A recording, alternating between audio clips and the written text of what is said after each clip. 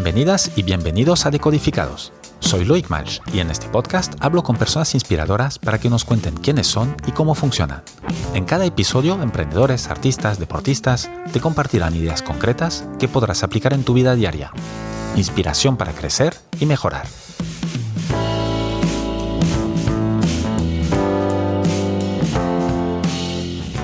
Mi invitada de hoy es Paulina Pérez Duarte Mendiola. Paulina es pediatra y médica antropóloga y su carrera se ha centrado en mejorar los resultados holísticos de la salud de los niños y abordar las desigualdades en la atención médica. Paulina tiene una maestría en antropología médica del University College London y actualmente es investigadora de juego y salud, candidata a doctorado en Pedal Hub, el hub de juego en educación, desarrollo y aprendizaje de la Universidad de Cambridge. También es la fundadora y directora de la Semana del Juego Intrahospitalario en México, Semana Gym, y la directora de Advocacy and Engagement en la ONG americana Pediatric Potential. Paulina, buenos días y bienvenida a Decodificados. Muchas gracias por tenerme aquí. Me da muchísima emoción poderte compartir historias. Y hablo mucho, entonces yo feliz de compartirte todo lo que quieras. Genial, eres la invitada perfecta entonces. Oye, antes de empezar, o para empezar, mejor dicho, he descubierto en tu trayectoria, claro, yo no estoy familiarizado para nada con los términos médicos, pero hay un término que me gustaría que nos explicaras, que es medicina antropológica o antropología médica. No sé qué término es el más correcto, si hay uno que es más correcto que otro, ¿y qué es esto? El término generalmente es antropología médica y también se hace mucho hincapié en que se le llame antropología de la salud, ¿no? Okay. Para no incluir solamente a médicos, sino también enfermería y todo el personal paramédico. Entonces, es antropología médica o antropología de la salud. Aquí en Inglaterra le llaman medical anthropology, entonces ese es el término que uso generalmente. Y cada vez que viene al tema el decir, no, es que estudié una maestría en antropología médica, me encanta la cara de disculpa, ¿de qué? Y muchas veces piensan que es como medicina forense y es como estudiar el cuerpo. ¿Y nada que ver? No, nada que ver. Bueno, o sea, sí se puede, pero no va por ahí. Antropología médica es principalmente el enfoque de la salud, pero desde un punto de vista social y cultural. O sea, no solamente la cuestión biológica de el páncreas no está funcionando bien y por ende el paciente tiene diabetes y la insulina y no es como lo biomédico, sino es un poco más, el paciente es una mujer mexicana de 50 años de edad, madre de familia, es madre soltera, que ha sido diagnosticada con diabetes. Entonces empiezas a ver un poco más en la realidad de ese paciente, cómo impacta el que sea madre soltera, en que sea mexicana, en que pues la cultura mexicana es súper fuerte en comida, ¿no? Y la comida es el amor. Entonces expresamos nuestro amor mediante la comida, pero pues si tienes diabetes eso es más difícil y si eres madre soltera probablemente tengas que trabajar. Entonces cuidar de tu vida y de tu dieta y de haz ejercicio y come saludable, pero pues es más complicado. Fácil. Ajá. Y ese es un ejemplo, es lo que me vino primero a la cabeza, pero es un poco como eso. Y el ejemplo más tangible que tengo ahorita es la pandemia de COVID, ¿no? Claro. De cómo, o sea, en México, por ejemplo, las campañas, el no se saluden de beso y no se estén abrazando. Ah, imposible. ¿No? Y vi alguna vez algún chiste o algo que decían, en Suecia les decían, tienes que mantener 2 metros de distancia y los suecos así de, pero pues si ya teníamos 3, ¿no? O sea, como, ¿por qué 2? Entonces es un poco eso, de cómo vas a abordar un problema de salud, vida, muerte, enfermedad, desde el aspecto del mundo que rodea al paciente y no desde adentro del cuerpo, sino el ambiente y todo lo demás. Y entonces esto te da como múltiples factores, ¿no? Porque entiendo que esto te debe... soy muy ignorante entonces en este campo, no. Lo cual, disculpa las preguntas raras. Claro, se me ocurre, pues con esos ejemplos que estás dando, son cosas para explicarle al paciente lo que podría hacer, pues conociendo un poquito más su entorno social y cultural, pues tú ya sabes sobre lo que podrías hacer hincapié, pero también adaptar las recomendaciones, ¿no? Según cada paciente, es decir, no seguir el libro que te dieron, me imagino que hay un libro médico ahí famoso, todo lo que te han dicho que hacer durante la carrera, sino adaptar un poquito esto para cada caso. ¿Podría ir por ahí? Sí, o sea, se puede usar, una de las cosas que siempre he como admirado de la antropología médica es que se puede usar en dos vías o de dos maneras. Muchas veces tenemos como o sea, mucha gente se queja de es que no le entiendo lo que me está diciendo al médico. Es un clásico esto. ¿No? Es como, es que no entiendo porque usa palabras que no puedo entender y empiezan con términos y aparte estoy nervioso o sea, porque te dicen tienes cáncer y pues ya no escuchaste nada. O sea, lo que te quieran decir ya no entró. Entonces, una vez escribí, de hecho en el diplomado que hice en la UNAM sobre antropología médica, y escribí un ensayo de cuál es el problema de que los pacientes no entienden a los médicos, pero que si los médicos son los que no están entendiendo al paciente. ¿No? Y te voy a decir, pasé de las mejores memorias profesionales que tengo fue en medios rurales dentro de la República Mexicana. Tuve la oportunidad de trabajar en territorio rarámuri, en la Sierra Tarahumara, estuve en los Altos de Chiapas, estuve en Michoacán, estuve en Puebla. O sea, como que siempre me iba yo a meter ¿dónde está el pueblito más lejano donde pueda yo trabajar como médico? Y me encantaba. Pero me llamaba mucho la atención los diálogos con los pacientes que pues veía yo personas mayores llorando porque el doctor le dijo que ya no podía que ya no podía comer tortilla porque tiene diabetes, que ya no puede comer frijoles y que tiene que dejar de comer chile porque tiene gastritis. Claro, Y entonces, obviamente, pues, entonces, ¿qué come? tal cual. ¿No? O sea, porque si estás en un medio rural, no es como que el paciente pueda decir, ay, pues me voy a comer una ensalada caprese. O sea, no, o sea, es una realidad donde es siempre lo que uno de mis profesores de antropología decía, muchas veces los médicos quieren que entre la infección de vías urinarias al consultorio y deje a la persona afuera para poder tratar a la infección de vías urinarias y no tener que lidiar con la señora. Claro, esto justamente sería lo que hace la antropología médica, ¿no? Sí, Justamente o esto sea, es que entren todos. sí, o sea, creo que lo que me fascina es que es muy aplicable. No es como teoría de vamos a filosofar y no, o sea, me encanta la parte que es muy práctica del cómo puedo entender el medio en el que está mi paciente y cómo le puedo explicar lo que está pasando en su vida. Por ejemplo, en pediatría, pues obviamente para mí todo eso se hizo mucho más evidente porque deja tú lo cultural, el nivel socioeconómico, el nivel educativo, sino pues el nivel de neurodesarrollo, la experiencia de cada niño y tú como adulto, que tendemos a ser muy adultocéntricos como a descartar la opinión del niño porque pues está chiquito y no entiende. Entonces, todo ese tipo de cosas a mí o sea, me empecé a apasionar así loco de cómo podemos mejorar como puente entre el ser humano y los cuidados de salud. ¿Y cómo descubriste esto? Porque tú estuviste ejerciendo, bueno, tanto residencia y luego ejerciendo, pues ya nos has dicho, en medios rurales y tal, de pediatría en México. ¿Pero estudiaste esto ya de inicio o no? Tú estudiaste pediatría. Mira, o sea, te dije que hablo mucho, pero fíjate que cuando estaba yo chiquita, ¿no? Mis papás de chiquita me mandaban al Museo de Antropología de la Ciudad de México, que es una belleza y quien no haya ido, por favor, quien pueda, el Museo de Antropología de la Ciudad de México es una joya, es divino. Y mis papás me mandaban ahí en el verano a los campamentos de verano.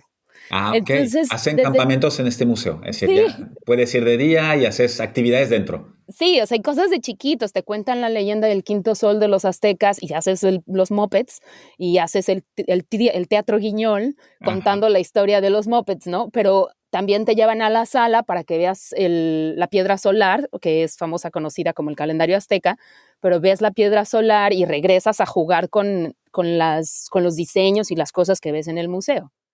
Entonces, desde chiquita, decimos en México, soy bien ñoña, o sea, soy súper matada, súper estudiosita y así, ¿no? O sea, siempre.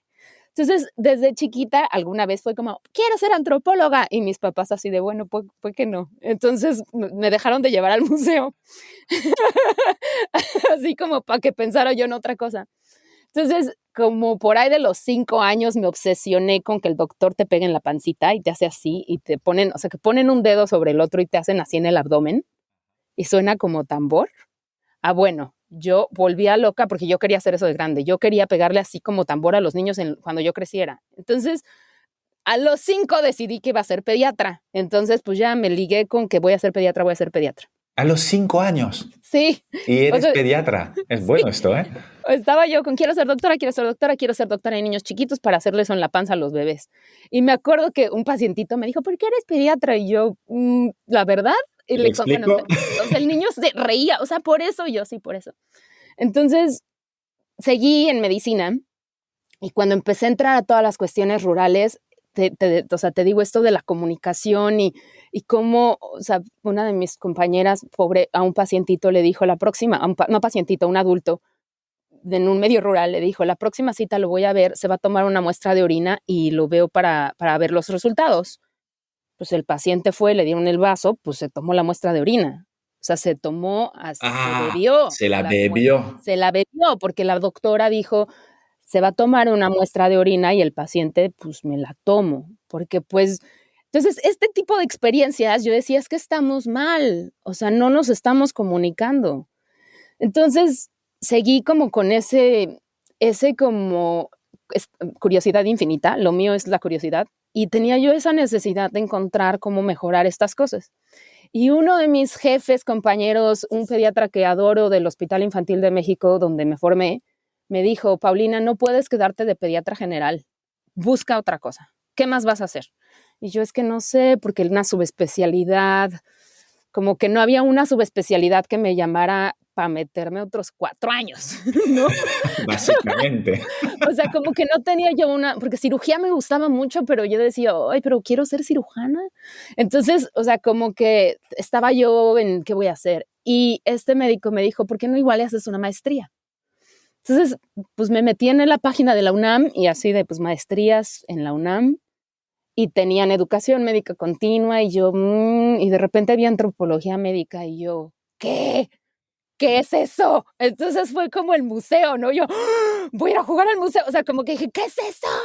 Entonces ya enloquecí, me metí, fui a la UNAM a ver qué pasaba con la maestría y afortunadamente en la maestría te hacen hacer un diplomado antes.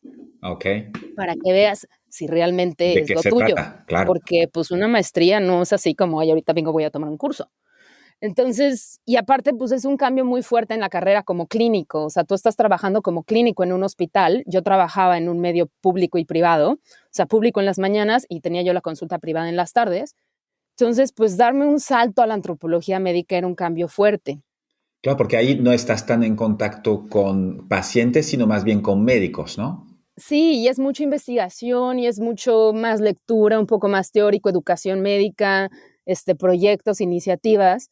Y pues era como pues sí, o sea, vas a poner el pie afuera del hospital, ¿qué tanto lo quieres hacer?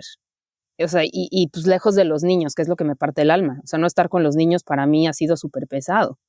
Entonces,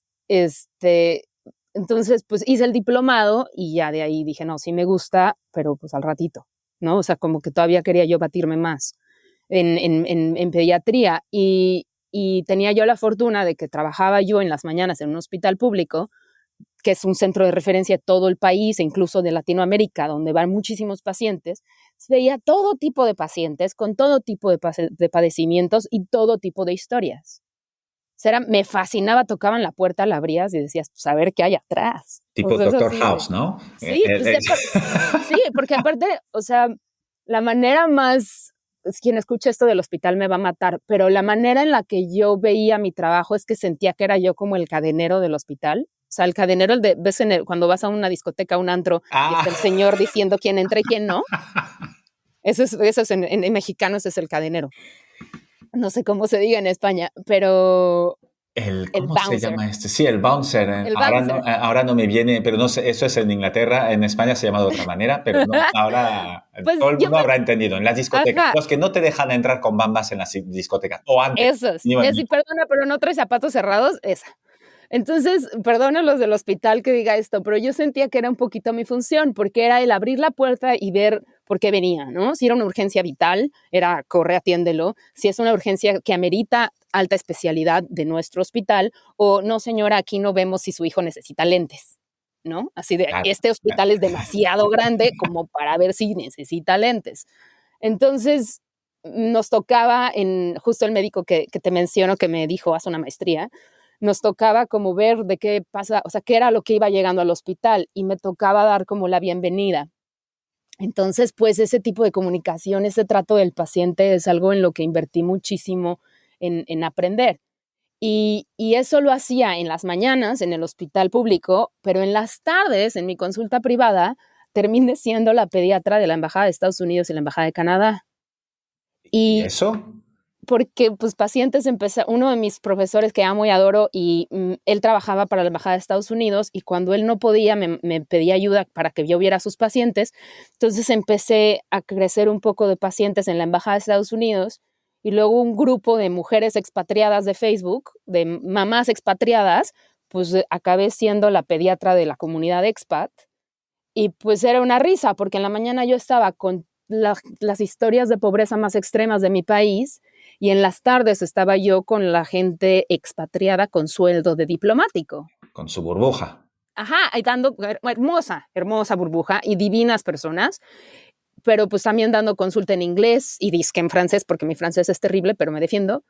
Entonces, pues ese tipo de mezclas era todavía más antropología. Entonces, pues ya después del diplomado, pues nada más, desde que dices en el horizonte, un día me voy a meter a antropología médica, ¿no? Y pues la enorme respuesta, pero eso es más o menos lo que pasó y cómo terminé en antropología médica. Y entonces haces este diplomado, luego dejas pasar un tiempo. Uh-huh. ¿Qué te hace tomar la decisión final de justamente esto? Porque entiendo que es una decisión con un peso brutal porque dejas de ver a pacientes, que es lo que te hizo meterte en esto. Sí, sí, y como todo en esta vida, hay un parteaguas, ¿no? Que ya sea algún éxito importante o la vida te revuelca, ¿no? Así me agarró la ola, me revolcó, me ahogó, me talló en la arena y salí del otro lado cuestionándome qué voy a hacer con mi vida, ¿no? Y desafortunadamente estaba yo en medio de la ola cuando mi mamá se enfermó gravemente y desde el diagnóstico de mi mamá a que falleció mi mamá no voy a decir que fue rápido porque va a venir en la noche a jalarme los pies y a decir que me pasa, que no fue rápido porque fue horrible, pero el periodo de enfermedad de mi mamá fue algo muy rápido en cuestión de asimilarlo. Y cuando mi mamá ya estaba muy grave, me dijo, Paulina, siempre te quisiste ir del país, siempre te quisiste ir y nunca lo hiciste. Y yo así, pues y me dijo, prométeme que te vas a ir. Y pues obviamente con toda la incertidumbre, pero fue de cima, ¿no? Y le dije, porque era una guasa, mi guasa me refiero a mi mamá, era haciendo un chiste, siempre era risa, todo. Y me acuerdo que le dije, ma, deja que me recupere de esto. Le dije, cuando me recupere de esto, me voy del país. Y me dijo, pero ya. Y le dije, pues ya el lunes. Le dije, ¿qué dices el lunes? Entonces me dice, sí, yo creo 3 días. Y yo, sí, como 3 días. 3 días, obvio, no. Entonces, pues ya, falleció mi mamá. Me fui al agujero que te vas cuando fallece tu mamá, que siempre menciono que son como 6 meses de no saber quién eres y que, o sea, no sabes dónde estás, ni qué pasó, ni por qué. Y después de 6 meses, pues fue como ¿qué estaba yo haciendo? Así de qué quería. Y yo, sí, una maestría. Y yo, pues sí, sí, quería yo hacer una maestría. Entonces empecé a buscar programas y en la UNAM uno de mis profesores me dijo, Paulina, busca en otro país. En la UNAM, Dijo, perdón que haga la UNAM. es la Universidad Autónoma, Nacional Autónoma de México, De ¿no? México, Una sí, de la UNAM es la las de Universidad referencia. Nacional, sí, es la mera, ¿no? La Universidad Nacional Autónoma de México, Pumas, todo. Te vas a reír, traigo hasta la playera de los Pumas puesta porque fui a remar y traigo mi playera de los Pumas, o sea, qué universidad. Pero bueno, entonces fui a la Universidad Nacional y uno de mis profesores me dijo, todas las preguntas que tienes, lo acelerada que estás, me dijo, todavía no lo tenemos aquí. Me dijo, necesitas irte a otro lado donde la antropología médica esté más fuerte. Y me dijo, te vas a Estados Unidos, Canadá, Australia o Inglaterra. Y pues yo dije, Estados Unidos, pues no, porque pues ¿para qué voy? Ya hay muchos de nosotros ahí. Entonces dije, no. Luego Canadá, afortunadamente viví en Canadá en la preparatoria porque me negaba yo a hablar inglés, porque yo no quería hablar inglés. Entonces mis papás me dijeron, te vas a Canadá hasta que hables inglés. Entonces, pues ya había yo vivido en Canadá.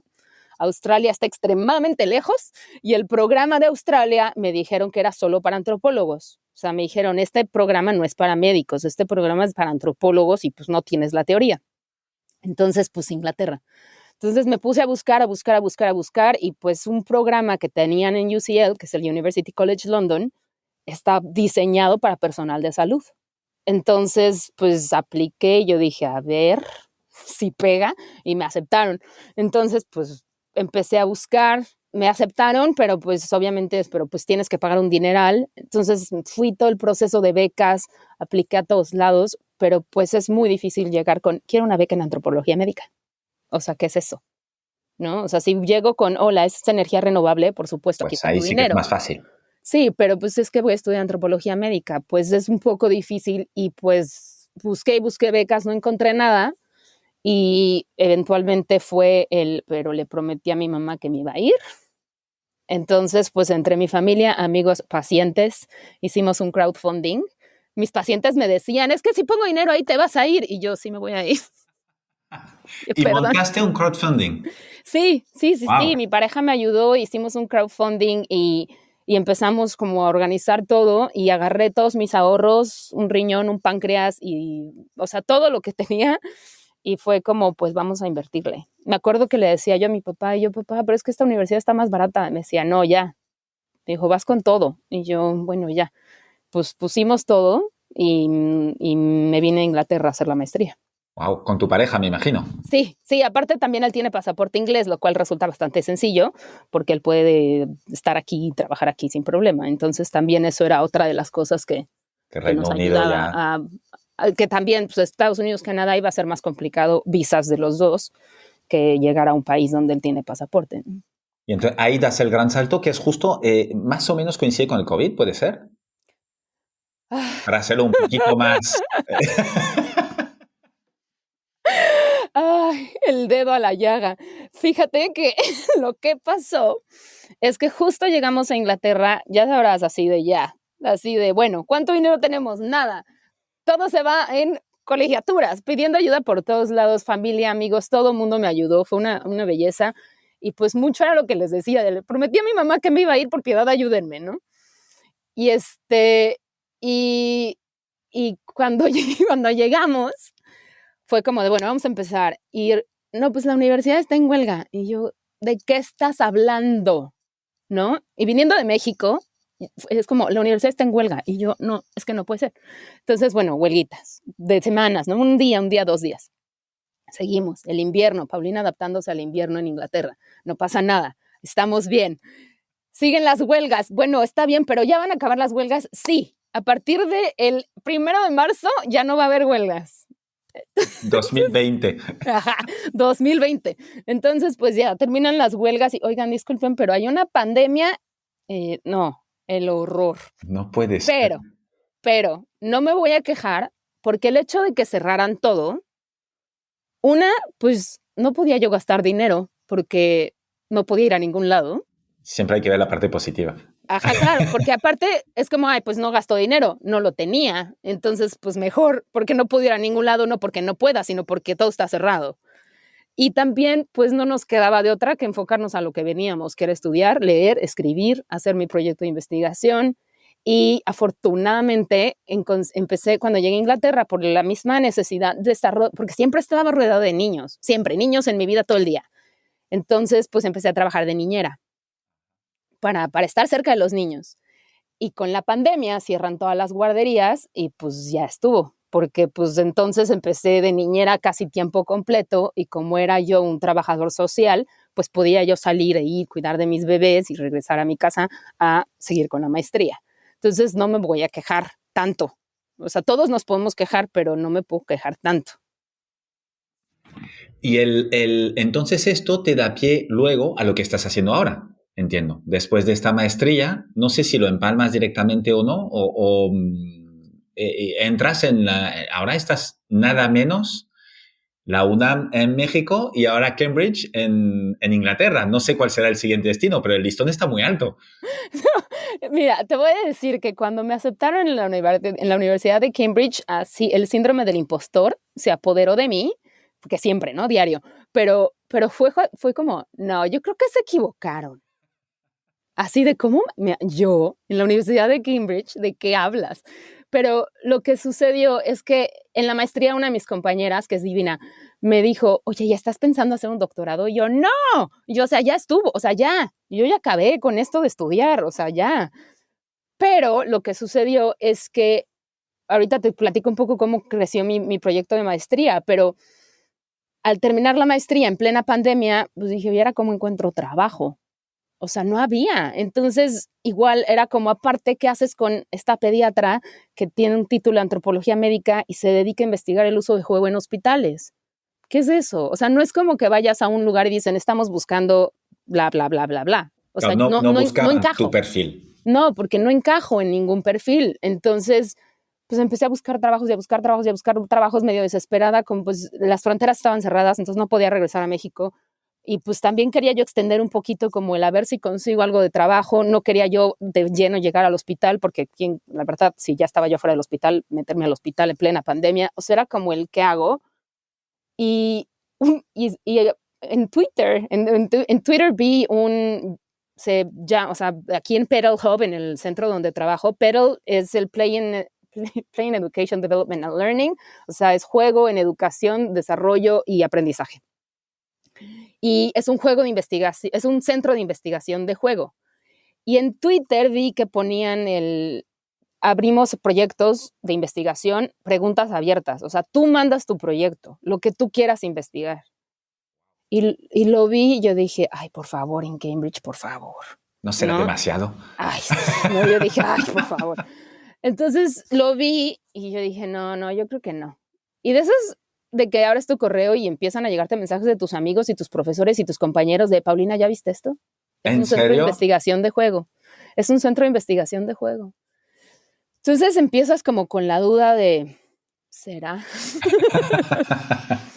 Entonces, pues ya hice todo el proyecto de investigación, igual con mi pareja, fue como yo, oye, es que fíjate que hay un doctorado, y después de la maestría, o sea, se me quedó viendo él así ¿de qué estás hablando? Y yo, un doctorado, y él así de, no, por favor, ya detente, y yo, me dijo, si te pagan, o sea, si consigues beca, sí. Me dijo, pero sin beca no. Le dije, no, sin beca no lo puedo costear, es imposible costear esto. Y me dijo, bueno, solo si consigues beca. Y aparte los dos fue como, ay, por favor, ni me van a aceptar. Entonces, pues me aceptaron y fue como de, demonios. Y me aceptaron y fue, pero no tienes financiamiento. Y yo, bueno, pues ya no tengo financiamiento. Seguí buscando financiamientos y 15 días antes de empezar me mandan ya tienes el financiamiento. Y yo así, pues ya. Ellos mismos. No, de CONACYT. De CONACYT es el Ok. centro ay Dios mío, de Ciencia y Tecnología de México. Que da justamente becas, financiamiento para proyectos educativos. Ajá, y es o sea, es un acuerdo entre CONACYT y el Cambridge Trust, o sea, los fondos de aquí de inversión de la universidad hacen mancuerna con el gobierno de México, entonces financian la beca de manera conjunta. O sea, CONACYT te dice, yo pago esta parte y que ellos se arreglen como puedan. Y ese año solamente abrieron para proyectos de educación. Para proyectos de salud. Salud. O sea, ese año dijeron solo proyectos de salud. Entonces, cuando lo abrí, decía proyectos de antropología médica, cosa que jamás me hubiera yo esperado. Claro. Entonces yo dije, pues ahí les voy con mi proyecto de antropología médica. Y pues entré y ni modo que les digas, no, pues ya no quiero. Entonces aquí estoy. Aquí estoy en la Universidad de Cambridge haciendo un doctorado. Entonces, ahora que sabemos todo el camino tuyo, que es maravilloso y aparte lo cuentas de una manera fabulosa, ¿qué estás haciendo? ¿Qué es? Claro, ahora el qué, porque es brutal. Ya hemos visto un poco el tema de la relación paciente-médico, que siempre es problemática porque no es fácil y porque los médicos tienen poco tiempo y porque los pacientes no entendemos o no queremos entender o no estamos en condición de entender lo que nos quieren decir. Tú lo tuyo, aparte, esto lo has llevado todavía más difícil, si fuera posible, a los niños. Y es ayudar, por lo que yo he entendido, pero nos lo vas a explicar muy bien, es cómo ayudas a esta comunicación paciente-médico, siendo el paciente un niño, a través del juego, ¿no? Ujú. Pues ahí te va otra historia. Entonces, la historia es que cuando yo llegué a la maestría de antropología médica en Inglaterra, siempre les decía que me interesaba muchísimo el entender qué tanto saben los niños y qué tanto entienden los niños y cómo podemos acercarnos a ellos para que entiendan mejor.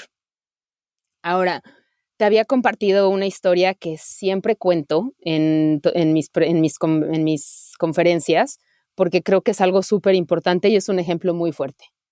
Entonces también aviso porque es una historia triste para los que quieran darle forward y saltarse este pedazo. Entonces, cuando estaba yo en la residencia de pediatría, tuve un paciente de 12 años que desafortunadamente sufrió quemaduras muy graves y para sobrevivir requería de una doble amputación. Y el paciente tenía 12 años, estaba completamente consciente, cuerdo y conectado con lo que estaba sucediendo en el hospital y estuvo ahí 3 días para estabilizarse antes de que fuera la cirugía. Entonces, yo estaba a un mes de graduarme y el paciente esa mañana lo llevaron a quirófano e inmediatamente le pregunté a la familia si le habían explicado al niño que lo iban a amputar. Y la familia me dijo, no. Nosotros no le dijimos nada. Entonces le pregunté rápidamente a las enfermeras, les dije, ¿alguien explicó? No, nosotros no. Entonces fui a quirófano a buscar al cirujano y el paciente ya estaba en anestesia, o sea, el paciente ya estaba dormido y le dije al cirujano, que todavía me acuerdo de su cara, así clarísima, y le dije, ¿le explicó al paciente que lo iba usted a amputar? Y me dijo, ese no es mi trabajo y a mí no me toca. Entonces, para mí me quedé helada, o sea, me quedé completamente helada en cómo, o sea, entonces, ¿de quién es el trabajo? ¿Quién tiene la responsabilidad de explicarle las cosas a los niños? Y en ese momento yo dije, bueno, cuando se despierte yo le voy a explicar. Y Tú fue tomaste como, esta responsabilidad de manera natural. Dice, oye, como, alguien se lo tiene que decir, nadie se lo ha dicho, pues lo voy a hacer yo. sí, o sea, como, pues es que en mi naturaleza no está él, pues bueno, ya que se despierte, que vea pues que vea lo que le pasó. O sea, o sea, no puedo. O sea, yo en verdad toda mi vida está dedicada a los niños y a mejorar la vida de los niños y nada más no podía yo con el niño va a despertar y de repente es como el trauma, o sea, de por sí está horrible, ¿eh? ¿Y cómo nadie le explicó la cirugía que le iban a poner? O sea, que le iban a hacer. Entonces, cuando decidí yo le voy a explicar, me di cuenta también que no sabía cómo. Entonces dije, estoy a punto de graduarme y no sé cómo explicarle las cosas a los niños. No sé qué tanto sabe él, qué tanto, si nadie le explicó, él ya lo sabe, lo entendió, lo escuchó. O sea, entonces, pues fue como, ¿cómo le voy a hacer? Entonces, mientras la cirugía estaba sucediendo, pues le hablé a todos los psicólogos, psiquiatras que se me ocurrió. No había celular para que entonces era así, de hablarles a los teléfonos y buscar y el teléfono de la esquina. Mi prima que vive en Estados Unidos y trabaja en bedside care y trabaja en el cuidado de los pacientes, ella es enfermera, le mandé un mail de márcame al hospital, me marcó al hospital, y yo es que, ¿qué hago? ¿Cómo le explico? Entonces, después de eso, pude explicarle de la mejor manera que pude. Todo eso lo escribí, por eso es que tengo tan claros los detalles de la historia, porque ese día llegué a mi casa a escribir así todo lo que había pasado, porque lo tenía yo que sacar. Y y ese momento fue para mí el cómo le explico las cosas a los niños. Entonces, conforme fui desarrollándome como pediatra, siempre era el cómo le explico al niño que tiene leucemia. ¿Le digo al niño que se va a morir o no? Es, ¿No? es que O son sea, temas muy delicados. son cosas súper delicadas que son tabú, Claro, es muy además. fuerte el tabú y entonces al llegar a la antropología médica, uno de los ensayos, tomé una clase divina, no es para todos, divina, que se llamaba Antropología de la Muerte. Precisamente, yo creo que también, o sea, yo fui, porque el profesor empezó y dijo, esta clase no es terapia. O sea, vienen aquí a aprender teoría de la muerte, no es terapia. Y yo así, pero por supuesto que estoy aquí de terapia.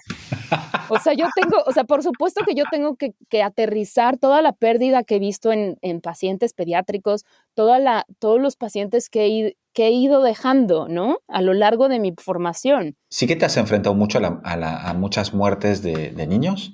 Desafortunadamente sí, porque es parte de nuestra profesión y por el tipo de hospital en el que estaba, que es un hospital de alta especialidad donde ves los casos más complicados, pues así como ves ves casos que dices, no puedo creer que ese niño se curó. O sea, que cosas que dices, no me lo explico, no entiendo cómo.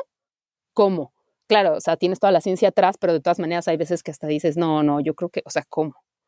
Pero desafortunadamente también nos exponemos muchísimo a la pérdida infantil.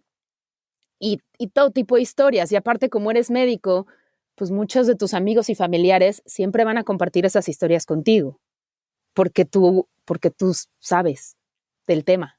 Entonces o sea, por eso te digo que yo llegué a esa clase así de, por supuesto, yo estoy aquí en terapia. O sea, incluso le dije al profesor, yo no quiero tomar la clase de hacer ensayos y calificaciones. Yo nada más quiero estar aquí sentada. Y me dijo, feliz, porque así tengo a alguien que realmente lo ha vivido y alguien que tiene que compartirnos algo práctico y real y no solo la teoría. Entonces, en esa clase, pues muchas de las cosas que discutía yo era mi incertidumbre de si hay que decirle a los pacientes pediátricos que se van a morir, si les dices que tienen un diagnóstico terminal o no se los dices. Y de ahí empezó mi investigación y empecé a leer varios libros, pero leí un libro que me habías dicho que igual y me preguntaba sobre libros que me han marcado. Hay un libro que se llama, no lo lean porque es bien triste, o sea, sepan a lo que van. Se llama The Private Worlds of Dying Children o La vida privada de los niños con enfermedades terminales. Es un libro escrito por Mayra Blubon-Langa, no puedo decir su nombre, pero Mayra Blubon-Langa, algo por ahí. Pero ella es de Estados Unidos, es una antropóloga médica y el libro está basado en su estudio de doctorado. Se fue a meter a un hospital pediátrico, estuvo en la sala de oncología por varios meses y se puso a identificar cómo los niños empiezan a entender la gravedad de su enfermedad y cómo empiezan a entender que los tratamientos tienen diferentes niveles y que pues ellos a lo mejor ya están en el tercer nivel y que pues después de ese medicamento ya no hay otros. Y esto lo van entendiendo aunque no se los cuentes directamente. Aunque nadie se los diga. Entonces ella empezó a registrar las conversaciones de los niños, lo que platicaban los niños entre ellos, lo que los niños le decían a ella, porque pues no se lo decían a sus papás o al personal de salud, porque los niños identifican que tocar ese tema es muy delicado y todo el mundo se altera. Entonces ella empezó a absorber la perspectiva de los niños sobre su propia mortalidad. Entonces, o sea, ese libro lo leí en el invierno. No lo hagan, léanlo en un parque. En un día soleado. Un día soleado con helado cerca. Para compensar. Sí, y este libro lo que me mostró es lo complejo que puede ser el pensamiento de los niños, que lo damos por obvio, ¿no? O lo damos como, no, pues ellos no saben. Entonces escribí un artículo que justo de eso trataba. Es como le decimos a los niños que en etapa terminal, en qué etapa están, pero pues la real conclusión es, pues ellos más bien pregúntales qué saben. Porque lo más seguro es que ya sean conscientes de esto. Sí, o sea, es muy probable que tú estés como, ¿qué le voy a decir? Ya lo sabe.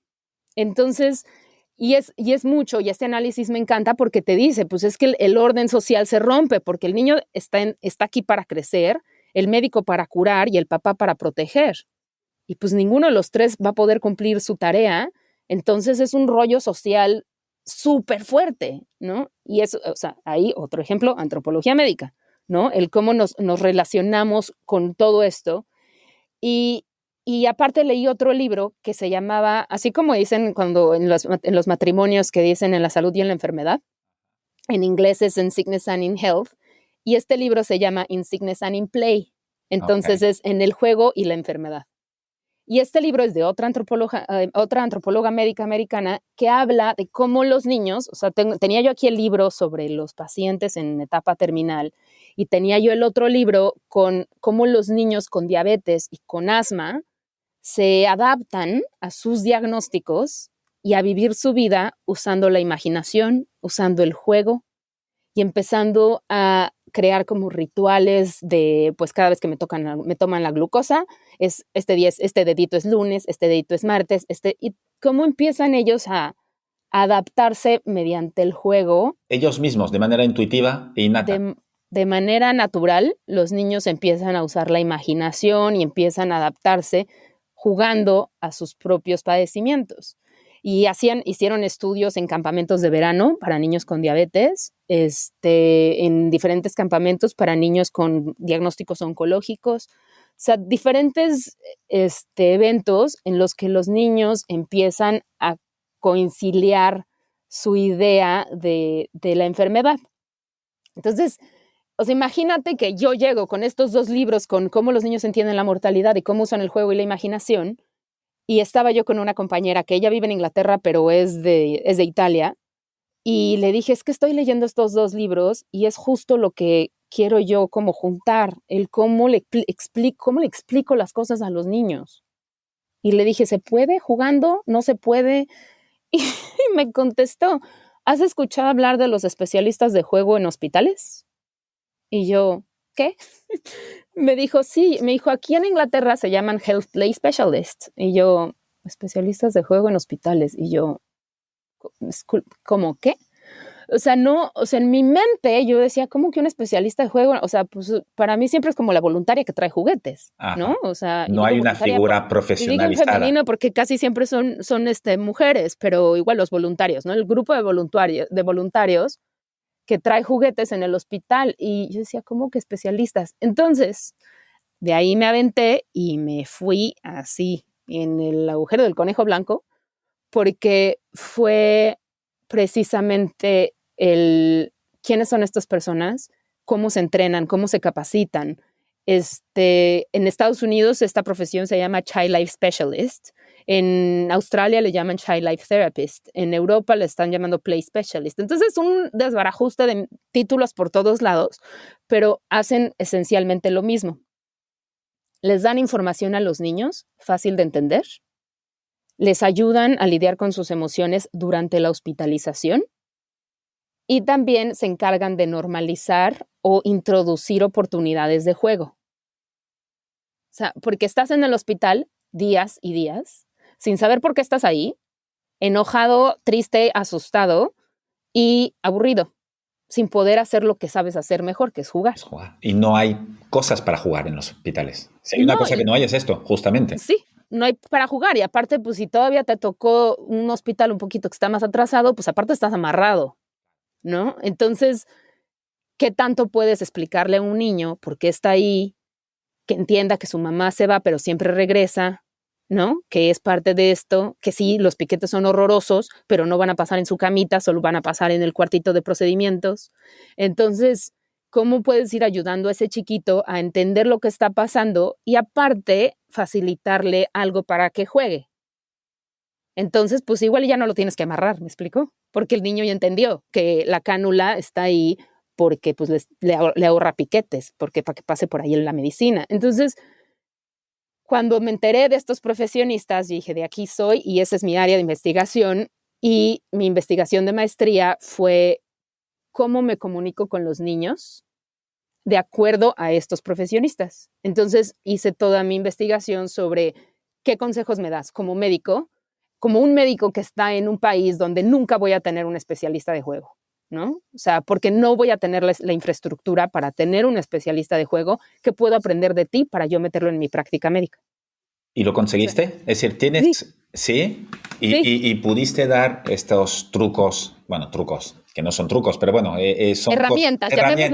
Llamémosle herramientas. Y algunos médicos lo están utilizando, pues en México, que me imagino que es el lugar más fácil y natural para ti para transmitir esto. Pues justamente después de que recolecté toda la información, hicimos todo, o sea, todo el proceso de información con mi supervisora de maestría, que la adoro, y hicimos todo el proyecto. Y una de mis metas principales era, esto necesita saberse. Entonces me costó 18 meses, pero logré publicar en una revista médica pero muchas de las cosas que yo decía es, ¿quién lo va a leer? O sea, en medicina nadie tiene tiempo, nadie. Entonces dije, a ver, mi papá lo va a leer seguro. Y dije, entonces empecé a hacer redes sociales y empecé a transmitir pequeñitos videos, o sea, como posts. Dije, siempre están en los memes, todo el mundo está en Instagram, entonces empecé a poner cosas en redes sociales con una ilustración que hizo la ilustradora con la que siempre trabajo. Y me puso, y se llama Pediatrician with Sign, ¿no? O sea, pediatra con letrero. Entonces, nada más es así, la pediatrita con su letrerito de, por favor, háblenle a los niños, ¿no? De, por favor, escuchen la opinión de los niños y todo este tipo de cosas. Eso es tu cuenta de Instagram. Sí, que fui aprendiendo, el de Pediatrician with Sign, que fui aprendiendo con ellos, de los especialistas de juego. Todo lo que aprendí lo puse en el artículo, lo estuve transmitiendo en redes sociales, pero siempre era como el, ¿cómo hago que la gente lo escuche? Entonces, entre la maestría y el doctorado, en esos 6 meses que siempre me decían, ¿cómo estás? Y yo en retrospectiva, estos 6 meses van a hacer sentido, pero ahorita no hacen sentido. ¿No? De esos 6 meses que dices, no tengo ni idea qué estoy haciendo en mi vida, en retrospectiva van a hacer sentido, ahorita no. Y en esos 6 meses entre la maestría y el doctorado, regresamos a México, estuve viviendo con mi papá, que lo más feliz de estar ahí, pegada con mi papá lo más que pude. Pero empecé a diseñar la semana del juego intrahospitalario en México. Y una de las cosas que, ¿por qué diseñé o me salió el voy a hacer la semana del juego intrahospitalario en México? Que el acrónimo lo pusimos como Semana Gym, porque si no, pues el marketing se muere, Semana Gym. La Semana Gym surgió porque cuando terminé la maestría empecé a dar muchas conferencias y después de una conferencia que di en Zoom, porque la pandemia, obvio, di una conferencia en Dinamarca para un hospital en Dinamarca, que es una chulada lo que están haciendo ahí, es una cosa divina. Me escribieron de la organización, la ONG americana para la que trabajo, que se llama Pediatric Potential. Y Pediatric Potential precisamente se enfoca en cómo vamos a llevar este modelo del juego, del apoyo psicosocial a diferentes partes del mundo. Porque en Estados Unidos es fuertísimo, en Canadá, en Australia, Nueva Zelanda, Inglaterra, es muy fuerte. Pero ¿cómo podemos llegar a Laos? ¿Cómo podemos llegar a India? ¿Cómo podemos llegar a Kuwait? ¿Cómo podemos llegar? Y te digo esto es porque ahí es donde estamos ahorita brindando apoyo, en capacitar personal para que puedan ser estos especialistas de juego, estos Child Life Specialists, que puedan ayudar dentro de sus comunidades y dentro de diferentes plataformas. Por ejemplo, Barcelona. Barcelona ahorita está muy fuerte impulsando su programa de Child Life. Tienen 6 Child Life Specialists ahí y la Universidad de Barcelona tiene la maestría con el modelo Child Life. Ah, ok. Mira. Entonces, ahí va arrancando. O sea, la ola ahí viene, ¿no? Entonces, cuando empecé a trabajar con Pediatric Potential, lo que pasó fue que empecé a conectar con muchísimas partes del mundo y me llamaron a una mesa de expertos, una mesa redonda de expertos que organizó una organización italiana. Y yo estaba que no me la creía porque estaban hablando sobre vamos a hacer una semana del juego, pero pues hay que hacerla internacional, que todo el mundo se pueda conectar porque lo hacen en Estados Unidos, lo hacen en Australia, lo hacen en Inglaterra. Hay que hacerlo todos juntos. Y pues me di cuenta que yo era la única hispanoparlante de la llamada. No había nadie más Nadie. hispanoparlante. Nadie. Yo era la única que hablaba español, era la única latinoamericana y pues me entró pues es que si soy la única es por algo y si alguien lo va a hacer, o me espero 10 años y alguien más lo hace, o lo arranco de una vez. Entonces, pues en esos 6 meses entre la maestría y el doctorado, dije, pues voy a empezar. Y bendito el doctor Ernesto Gutiérrez, que vive en Alicante. Ernesto Gutiérrez, compañero mío de la carrera, me escribió y me dijo, Paulina, estoy viendo lo que estás haciendo en redes, pero creo que no tienes muy buena estrategia. Y yo, ¿qué estrategia voy a tener? No sé lo que estoy haciendo. Y él se dedica a ayudar a médicos a que se encarguen de todo lo que es el personal branding y todo lo que es como empezar a poner claro tu mensaje. Entonces me dijo Ernesto, Paulina, yo te ayudo. Yo estoy en quiebra. Y me dijo, no importa, me encanta lo que estás haciendo, te ayudo, ¿no? Y me dijo, vamos arrancando poco a poco. Y yo, ok.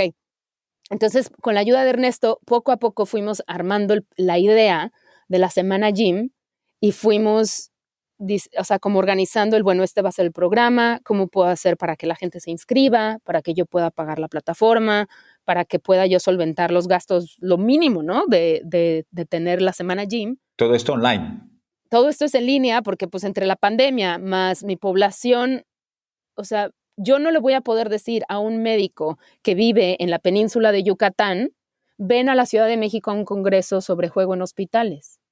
Pues no, o sea, nadie tiene Imposible. tiempo. O sea, si es sobre, vamos a dar un curso intensivo sobre RCP y vía aérea, pues por supuesto que vas, porque lo usas todo el tiempo, todo el día, toda hora, y es vital. Y tu hospital te va a pagar para que vayas y te entrenes. Pero pues no puedo yo decirles, es de juego en hospitales, ¿quién quiere venir? ¿Quién quiere? Pues no se puede.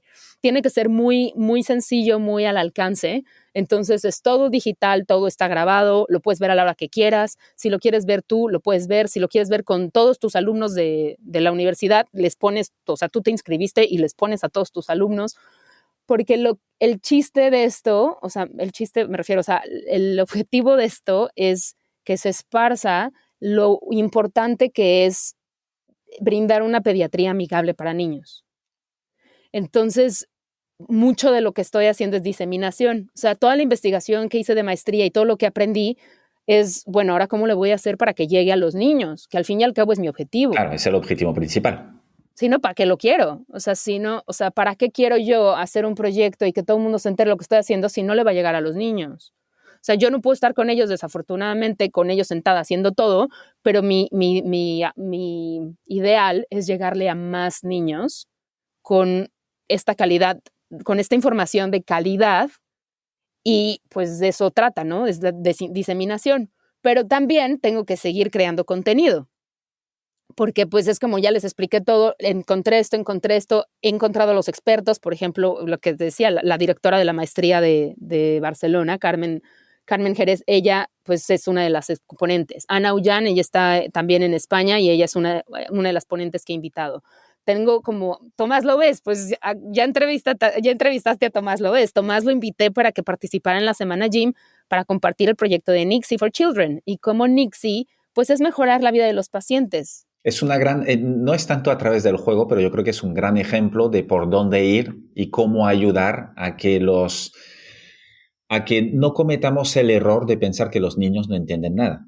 Justo, y algo que me encanta de Tomás es que no se trata de usar la realidad virtual para distraer al niño. Se trata de prepararlo para que el niño se haga resiliente, se haga fuerte, el niño entienda por qué está yendo al hospital. Y que sepa, ya que no hay, que me parece que ya lo has mencionado un par de veces, que los médicos no hay tiempo en este sector. No hay tiempo. No hay. Entonces, sí que les gustaría.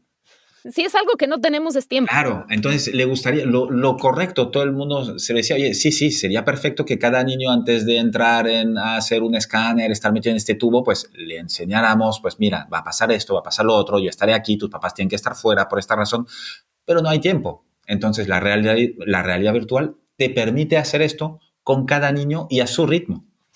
Claro, y mucho de lo que me encanta de Tomás, del proyecto de Nixie for Children, es que pues, son unas gafas de cartón, o sea, es algo accesible, porque yo siempre pienso, ¿lo puedo usar en México? Sí o no, ¿no? O sea, es como, ¿cómo lo puedo usar?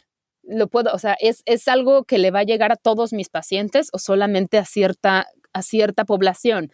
Entonces, o sea, todo esto ya me perdí porque te estaba yo diciendo... No, la Semana Gym. Por cierto, la Semana Gym.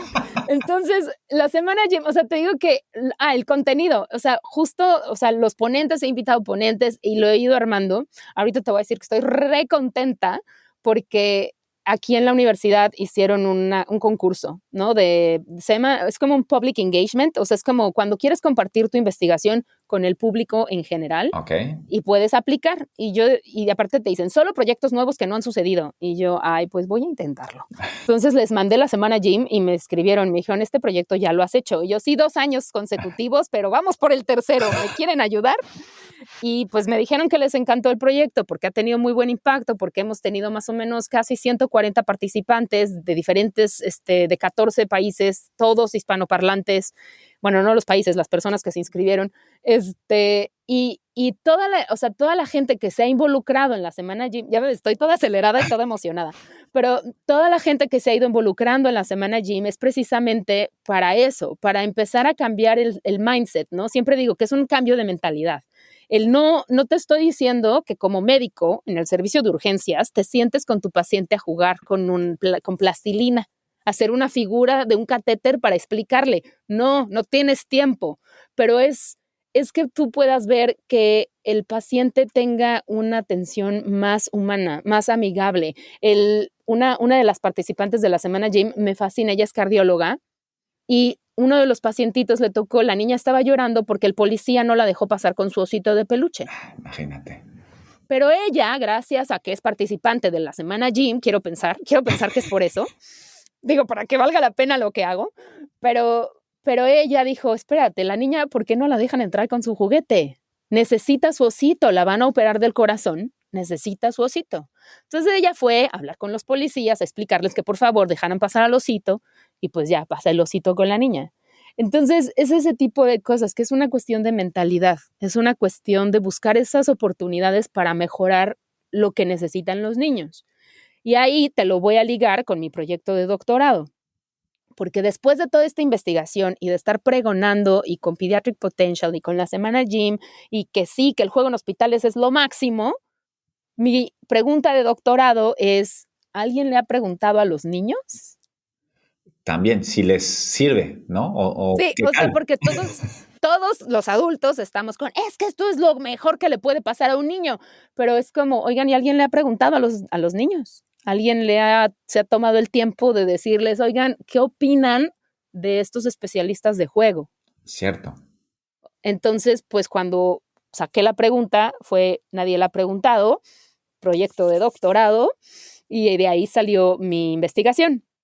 Y ahí te va la otra conexión, inspirada en el libro del mundo privado de los niños en enfermedades terminales, diseñé mi investigación para yo meterme ahora al hospital a pasar todo el tiempo que pueda con los niños aquí en Inglaterra y ver cómo los especialistas de juego interactúan con los niños. Entonces, todo el diseño de la investigación todavía no empieza, porque estoy esperando X papel, muestras de sangre, quieren ver que no tenga yo tuberculosis para que pueda yo entrar al hospital. O sea, estoy en el ya casi, pero ya estoy empezando a ir a hospitales aquí a ver cómo funciona la logística de cómo voy a hacer la investigación. Entonces estoy siguiendo a los especialistas de juego, para mi asombro, verlos cómo juegan dentro de la terapia intensiva y ver cómo un niño que está conectado a 300 cables tiene la oportunidad de jugar porque el especialista de juego se acerca a crear ese espacio en el que el pacientito puede jugar, puede una historia, puede tener una cubeta de agua con dinosaurios y moverla con la única manita que tiene libre. Entonces, mi investigación se va a tratar precisamente de estar con los niños antes de que lleguen los especialistas de juego, ver qué pasa cuando llegan los especialistas de juego y cuando se vayan, ver qué es lo que pasa con el niño, qué es lo que dice, qué es cómo actúa, si es como siempre el mismo juego, si voltean los ojos, si te dicen no me sirvió, o si se quedan dormidos porque pues, están relajados, o si dejan de llorar, o qué pasa. O sea, no sabemos cómo reaccionan los niños. Sí sabemos, pero no está registrado, no está investigado, no está oficialmente. Yo te puedo decir, esto es lo que pasa cuando un especialista de juego interviene. Esto es lo que hacen los especialistas de juego. Así, así y así. Y también parte de mi investigación va a ser entrevistar a estos chiquitos. Okay. A los que se pueda. Entre 5 y 12 años va a ser con una camarita el platícame, ¿qué pasó? ¿No? O sea, por ejemplo, si el nombre de la especialista se llama Katy, es como, oye, ¿qué hizo Katy? ¿No? O sea, para ti, ¿qué significa que Katy venga a visitarte? O sea, obviamente todo esto está súper planeado, ¿no? Pero el cómo voy a poder yo obtener de los niños qué opinan. Claro, información valiosa, porque a veces no es fácil con los niños que te cuenten realmente, porque igual por las preguntas que uno tiene que hacer, es bonito y es difícil, ¿eh? Es súper difícil. Digo, llevo un año entero en la planeación del proyecto, no creas. O sea, es un tejiman. O sea, quiero hacer esto. No creo que son idas y venidas, porque los niños, por ejemplo, muchas veces te quieren contestar lo que saben, la respuesta correcta. Ajá. ¿No? Es como te tengo que contestar la respuesta correcta, no la realidad. Entonces, por eso es como usar mucho el jugar con ellos, el crear confianza, que te platiquen, así como mis pacientes me explicaban qué les dolía y qué no les dolía y cómo se sentían, ¿no? Y cómo, pues, vas, o sea, y cuando estaba yo aquí de niñera, yo entrenando yo así, yo, ¿cómo te fue en la escuela? Bien. Y yo, Pregunta errónea. ajá, yo, ¿qué aprendiste? No me acuerdo. Damn. Entonces era como, ¿cómo haces las preguntas para que los niños te contesten lo que queremos saber? No, o sea, No lo que lo ellos creen que quieres que contesten. quieres, sí, o sea, entonces eso es la belleza y la dificultad de mi proyecto de doctorado, que va a ser, y obviamente lo diseñé así, inspirada por el libro de Mayra Blumenlange, pero más que nada porque quiero estar más tiempo con los niños, entendiendo todo desde su perspectiva.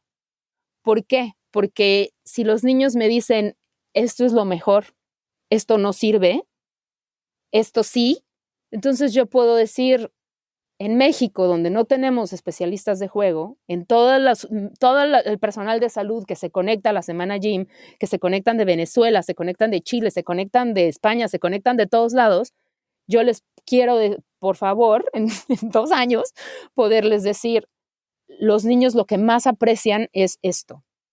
Entonces, no tienes especialistas de juego, pero haz esto, Puedes ir por esta vía. ¿no? Y esto obviamente es en un ambiente que es en Inglaterra, checa en tu país. A lo mejor sí, a lo mejor no. Alguien pregúntele a sus niños. Entonces, es un poquito de ir fortaleciendo el área de la investigación y es ir fortaleciendo la evidencia que necesitas para fortalecer el juego en hospitales. Porque si no, pues es nada más, ¡ay, qué bonito! Pero mucho de lo que hago es darle validez mediante investigación seria. Y Pau, después de, ya nos has contado un ejemplo de la médica que dejó entrar a un peluche en la sala de operación, ¿no? ¿Hay algunos otros cambios concretos que hayas observado después del gym o que te hayas enterado de la utilización, pues eso del juego en lugares donde no lo solían hacer antes? Pues de la Semana Gym he trabajado con varias fundaciones. Una de ellas es divina, es Fundación Lilo México, que se dedica a ayudarles a los niños, principalmente con cardiopatías, ¿no? Y me mandan seguido fotografías como de vimos un cuarto que estaba desocupado en el hospital y lo vamos a adaptar y vamos a hacer una sala de juegos. Entonces, para que los niños tengan un espacio, una ludoteca, un espacio donde puedan jugar, etcétera. Pero de repente me mandan estos mensajitos como testimoniales, por así decir, de que una de las pláticas que dio María Fernanda Busqueta, que es una de las psicólogas, que es una de las especialistas de juego de México, tenemos 2, María Fernanda Busqueta y Elisa Elizondo. Y María Fernanda fue una de las conferencias que era la importancia de la familia en el cuidado del paciente pediátrico.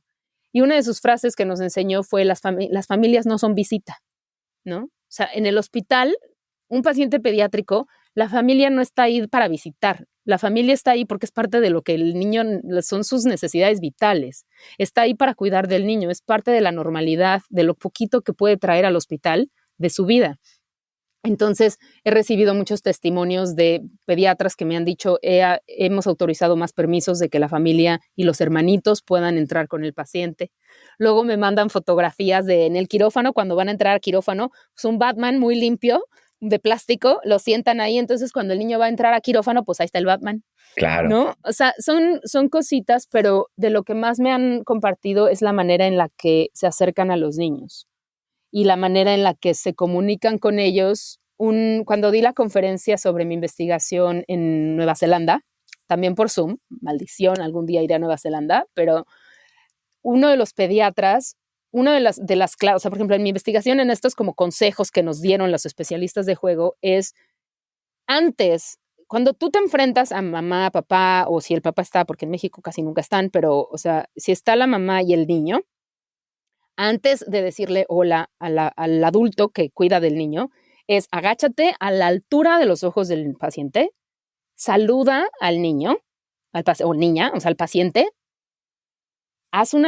si trae unos tenis de Spider-Man, pues, oye, Spider-Man, algo, o sea, que veas rápido qué trae puesto. Obviamente, también es parte de la observación, que veas que esté respirando bien, que esté la coloración bien, que no esté, o sea, es parte de la observación. Lo primero que haces es ver al niño, porque tienes que ver que esté respirando y tienes que ver que esté bien. Pero entonces, si ya ves que el niño está respirando y no tienes una urgencia vital, entonces es ver qué trae puesto, platicar con el niño un poquito para que el niño se tranquilice y ya después hablar con los adultos. Y para que sienta el niño que realmente el paciente y el que tiene la voz cantante, esto es él. Ajá, y estamos aquí por ti. O sea, porque es como, señora, póngame a su niño en la mesa. Pues, no seas así, ¿no? Entonces, este médico de Nueva Zelanda, el pediatra, me dijo, lo voy a tomar como un reto personal. Y de ahora en adelante me voy a fijar activamente en que primero le hable al niño y después a los papás. Pero fíjate que parece una tontería, pero yo tengo 2 niñas de 11 años, gemelas, y me ha tocado, pues, llevarlas alguna vez al hospital por urgencia, que se habían caído, tal, nada grave, nunca, por suerte. Pero sí que es verdad que notas siempre, yo intento siempre, desde que son más grandes, oye, cuéntale tú lo que te pasa. Bueno, yo estoy aquí, te puedo ayudar, pero a mí no me pasa nada. Entonces, pero sí que como bueno, padre en este caso, sí que me ha tocado hacerlo al revés. Y cuando me preguntan a mí, pues, Chloe, dile qué te pasa. Porque sí que es verdad que y mira que es una tontería, este cambio no cuesta mucho, es preguntar a uno en vez del otro. Y ya está. Y si al final el niño o la niña está bloqueada porque no te puede contestar por lo que sea, tú siempre puedes añadir, pero al final es una interpretación que haces tú como padre.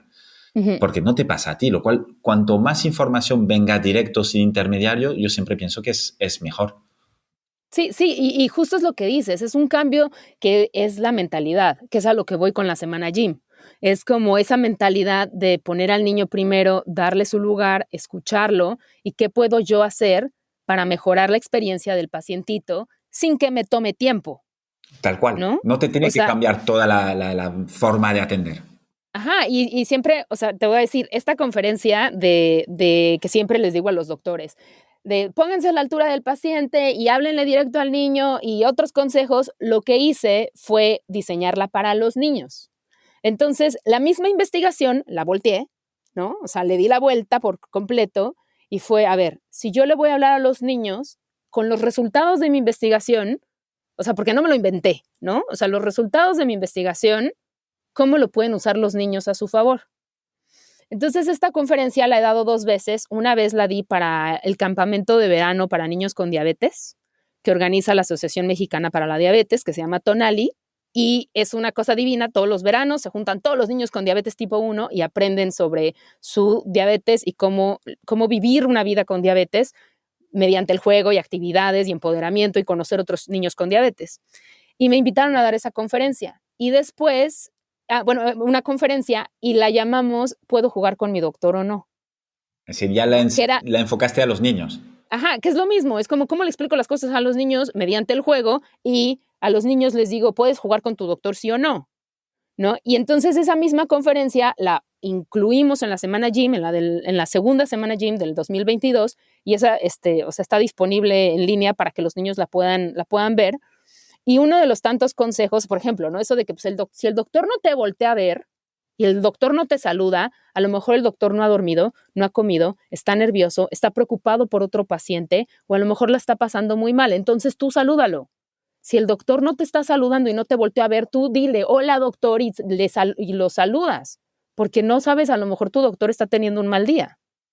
Entonces, pues no es nada más decirle a los niños, no, el doctor no te saluda porque es un ogro. Pues no, también yo he estado de ese lado y es bien difícil. Entonces, y otra de las cosas cuando dices, como dices con tus hijas, de tú dile, uno de los consejos que aprendí de los especialistas de juego es pedirle a los niños que escriban sus preguntas. Antes de venir. Entonces, antes de ir, por ejemplo, antes de ir a consulta, o antes de que pasen la siguiente visita, porque pues, si estás en el hospital, pues van a regresar todos los días o todos los turnos. Antes de que venga el doctor o los doctores, escribe tu pregunta. Y cuando di la conferencia para Tonali, para el campamento, unas gemelitas, incluso gemelas como de 6 añitos, divina, estábamos en Zoom y prende su micrófono, la corazona divina, prende su micrófono y dice, ese es muy buen consejo, porque cuando yo voy al hospital, tan pronto llego a la puerta, se me olvidan las palabras y ya no siento las piernas. Entonces, ahora lo voy a escribir y el doctor me va a poder contestar mi pregunta. Y apaga su micrófono, ¿no? O sea, cosita hermosa, pero fue justo lo que y eso lo compartí con los investigadores del Hospital de Dinamarca. De eso se va a tratar mi investigación de doctorado. Yo le compartía a los niños lo que yo encontré, y una niña en una retroalimentación, que desafortunadamente no la puedo tener grabada, pero esta nena me dice, es que eso es útil, porque sí, a mí se me olvidan las palabras, ya no siento las piernas y no les puedo preguntar nada. Entonces yo pues ya lo voy a escribir. Entonces ese tipo de consejos también es un poco de la retroalimentación que he ido recibiendo de médicos que dicen, ya hice parte de mi práctica el pedirle a los niños que escriban su pregunta. Porque obviamente siempre les digo, niños, si no pueden escribirla, pídanle ayuda a sus papás, pero eso también abre, lo que aprendí de los especialistas de juego, es que abre esas conversaciones. Porque a lo mejor lo que va a preguntar el paciente no tiene nada que ver con lo que tú estás esperando que pregunte. Pero para este paciente es importante.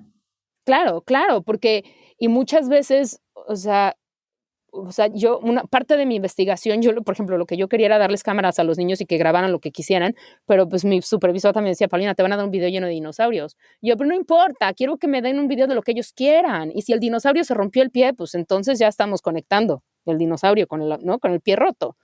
Pero de eso se trata, el darles a ellos la oportunidad de opinar y de hablar. ¿Y y qué pregunta tienes para mí? Y obviamente, quiero pensar que no hay un médico en este planeta que sea médico pediatra, que si un niño te pregunta, le digas, no tengo tiempo para contestarte. O sea, yo quiero pensar que eso no existe. Seguramente. Pero, por favor. Pero es eso, ¿no? O sea, son eso. Y como te digo, o sea, no necesitas sentarte con la plastilina a enseñarle al niño cómo es su vejiga. O sea, no. Es nada más decirle, escribe tu pregunta, mañana que pase, me dices qué quieres saber. Perfecto. Y ya le has dado su importancia y ya le estás diciendo que tú realmente le vas a ayudar en lo que esta persona necesita. Claro, y aparte pues vas a poner a los papás a discutir temas y cosas que al niño le inquietan y por lo tanto van a mejorar su experiencia, reducir su ansiedad y quizá cuando esté grande, cuando se sienta mal va a ir al doctor o cuando se encuentre una bolita va a ir al doctor, porque a lo mejor te quedas tan traumado que pues ya nunca quieres ir, claro, porque de chiquito estuve en el hospital. Entonces son inversiones a largo plazo, ¿no? Una niña en este campamento igual me dijo, pero ¿cómo le vas a traer el juego a los hospitales en México si no lo tenemos? Y yo, es que de esos, es justo, dije, por eso no duermo. Le dije, porque no sé cómo lo voy a hacer. Le dije, pero en mi vida, a mí me toca que el mundo se entere de que esto existe. Y como soy pediatra y como tengo una maestría en Inglaterra y como estoy en la Universidad de Cambridge, lo estoy usando porque a la gente le interesa lo que tenga que decir. No siempre, ¿verdad? A lo mejor ahorita ya todo el mundo así como, ya que se calle. Pero lo que pasa es que tengo esa validez de poderles decir, vamos a usar todos mis títulos y todo lo hermoso que me ha pasado en la vida, vamos a usarlo por el bien de los niños. Entonces, lo que les decía yo a los niños del campamento es, a mí me toca hacer que todos se enteren que esto existe. Y a lo mejor en las siguientes 2, 3 generaciones lo vamos a poder implementar mejor. Pero a mí me toca esa parte de lo que te mencionaba, que me encanta llamarlo como la revolución del juego y la salud, ¿no? Es como a mí me toca el que vamos a hacer esto, inspirar a más gente, que se una más gente.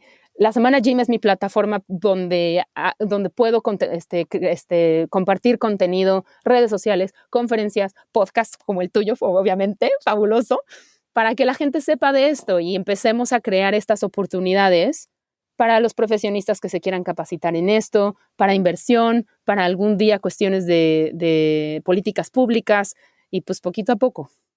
Paulina, maravilloso. Me quedaría muchísimo más hablando contigo, pero tenemos que ir cerrando.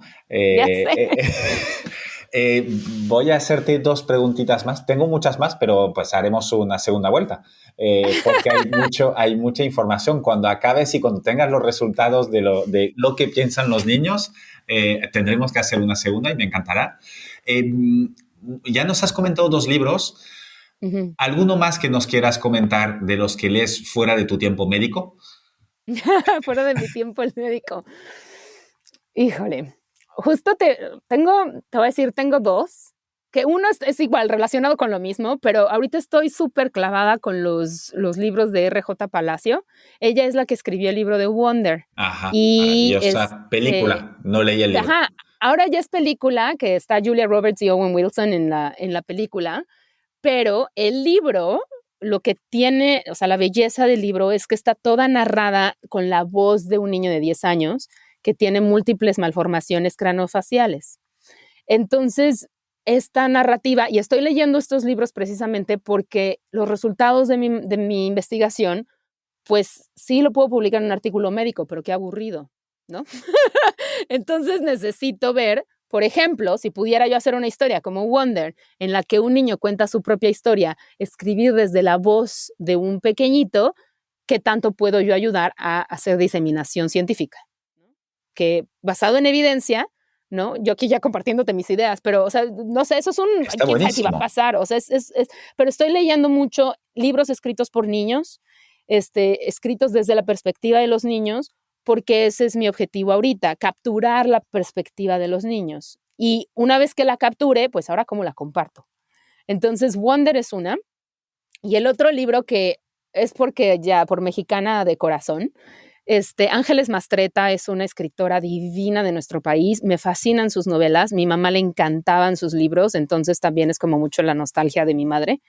Y es mucho sobre empoderar a la mujer, ¿no? Y cómo desde la época de la Revolución y desde siempre, siempre la fuerza que tiene la mujer dentro de la sociedad mexicana.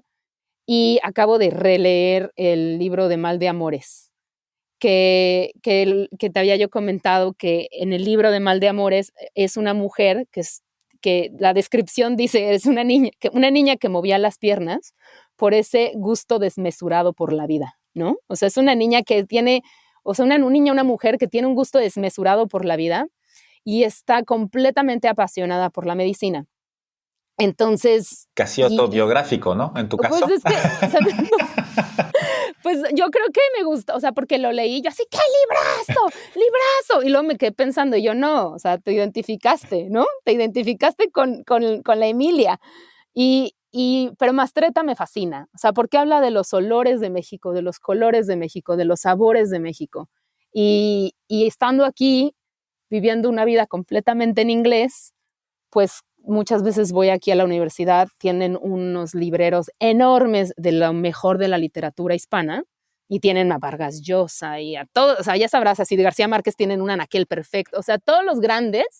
Entonces muchas veces voy ahí así como a ver qué tienen y tienen a Mastretta. Entonces estoy leyendo libros en español para despejarme y nada más sentirme nostálgica, extrañar a mi madre, extrañar a mi país y pues ya. Para balancear el cerebro que me va a 1000 por hora, también para tocar tierra y leer en Paulina, mi y idioma. leer en tu idioma y hacer un Sí, poquito de México. ajá, Paulina, última pregunta. ajá. Suelo preguntar esto a todos mis invitados e invitadas, ¿qué pondrían delante de una escuela? Pero a ti te lo voy a preguntar, ¿qué pondrías delante de un hospital si pudieras poner delante de todos los hospitales una lona bien grande, gigantesca, con un mensaje? ¿Qué escribirías ahí? Híjole, mira que ¿puedo poner 2 lonas? Y tanto, pongamos dos. Porque mira, en una quisiera poner que los niños saben mucho más de lo que creemos.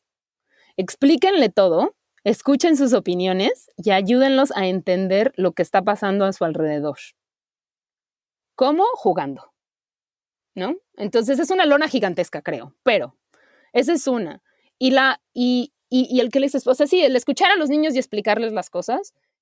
Y creo que también mi segunda lona sería lo que te explicaba de antes de hablar con el paciente, antes de hablar con los papás, háblale al niño, ¿no? O sea, agáchate, o sea, la lona, no sé cómo redactarla para que no me exceda del texto, Una pero imagen, creo que es, quizás. ajá, es como ponte a la altura del paciente, físicamente a la altura del paciente, salúdalo, ya después tendrás tiempo de hablar con los papás. ¿no? O sea, siempre el niño antes, primero. Entonces, pues sí. Me encanta. Dejaré en las notas del podcast todos los libros, las menciones, la semana gym, todos los enlaces que has comentado durante el podcast. Si alguien te quiere contactar, aparte del Instagram que pondré en las notas, ¿cómo era? Pediatrician, a ver si lo digo bien. With Signs. Pediatrician with Signs. Sí, está en inglés, pero lo hago todo en inglés y en español porque si no le hablo a mi gente, pues se me seca el alma.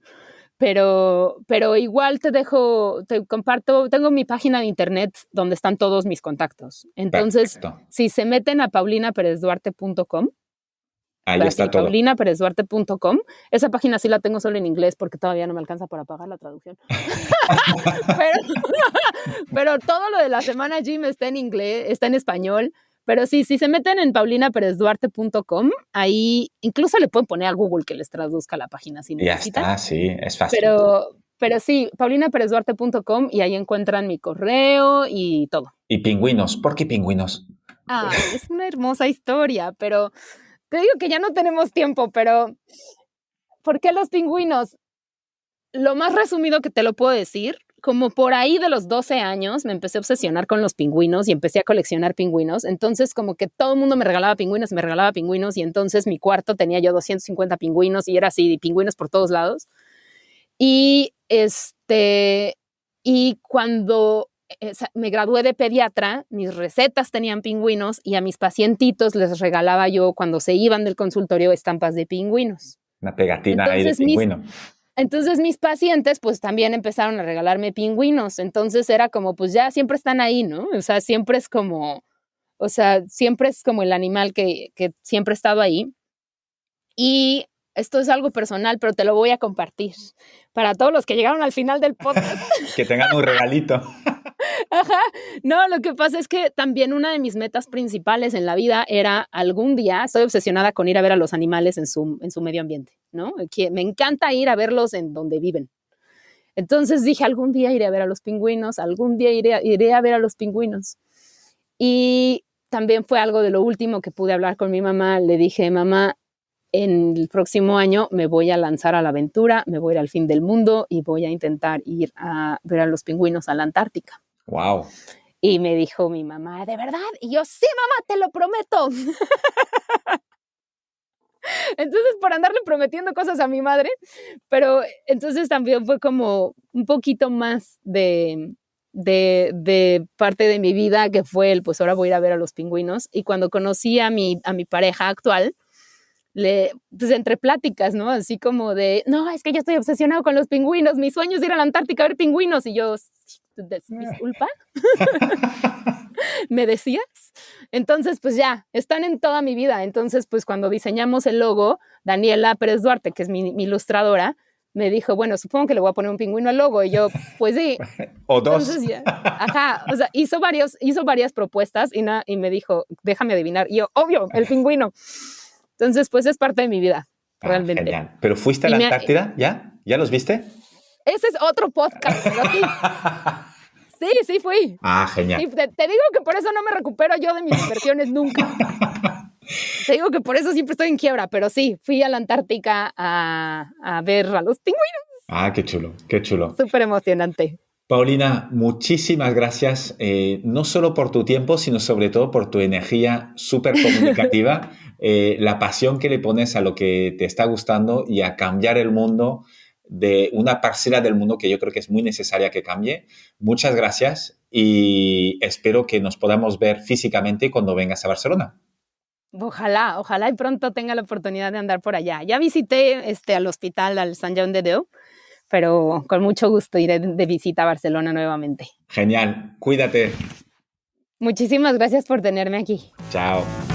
Bye. Muchas gracias por haber escuchado este episodio hasta el final. Te quiero pedir una cosa más antes de que te vayas. Puntúa el podcast y ponme un comentario. Te tomará solo un minuto y me ayudará un montón para poder continuar con más entrevistas inspiradoras. Hazlo ahora, que ya sabemos todos lo que pasa cuando lo dejamos para más tarde. Es muy fácil, se hace desde la cabecera general de Decodificados en Spotify, Apple Podcast o cualquier otra app donde estés escuchando este podcast. Nos vemos en el siguiente episodio. Mientras tanto, sé feliz y cuídate. Un abrazo.